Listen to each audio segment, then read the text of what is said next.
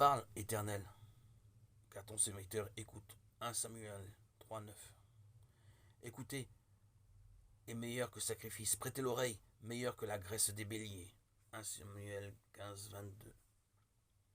Donne donc à ton serviteur un cœur qui écoute. 1 Roi 3,9. Toute la Bible contient des enseignements à écouter ce que Dieu nous dit.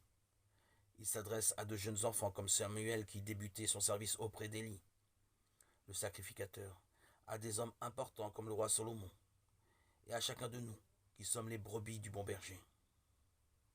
Lorsque Dieu s'adresse à Samuel, il doit l'appeler à plusieurs reprises. Sommes-nous toujours attentifs à ce que Dieu veut nous dire? Ne doit-il pas répéter plusieurs fois ce qu'il veut que nous comprenions? Il pourrait nous dire, comme à chacun des 7 églises en l'Apocalypse 2 et 3, que celui qui a des oreilles écoute. Saül avait reçu une consigne claire du prophète Samuel, détruire entièrement Amalek. Il désobéit en épargnant leur roi Agag et le meilleur du troupeau sous prétexte de pouvoir ainsi offrir des sacrifices à l'Éternel. Alors Samuel lui rappelle qu'il est plus important d'écouter et d'obéir que d'offrir des sacrifices. Aujourd'hui, Dieu nous parle par sa parole, son esprit, l'appliquant à nos cœurs. Comme Salomon, nous avons bien besoin de demander un cœur qui écoute, qui comprenne. Petit et grand, prenons le temps de lire chaque jour cette parole avec un cœur prêt à écouter attentivement ce que Dieu a à nous dire.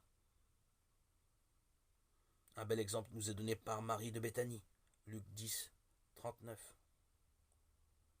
Son attitude est pleine de respect pour la personne du Seigneur Jésus. Elle a ses pieds.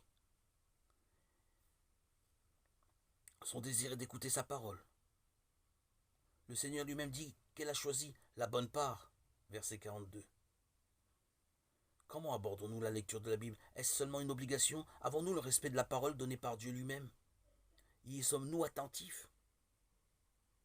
En Jean 10, 27, le Seigneur affirme que ses brebis écoutent sa voix. Il ne dit pas « elles écoutent » si elles en ont envie, si elles sont décidées à le faire ou si leur attention est suffisante.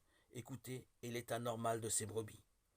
Et il devrait être celui de chacun, de chacune d'elles. Est-ce aussi la nôtre?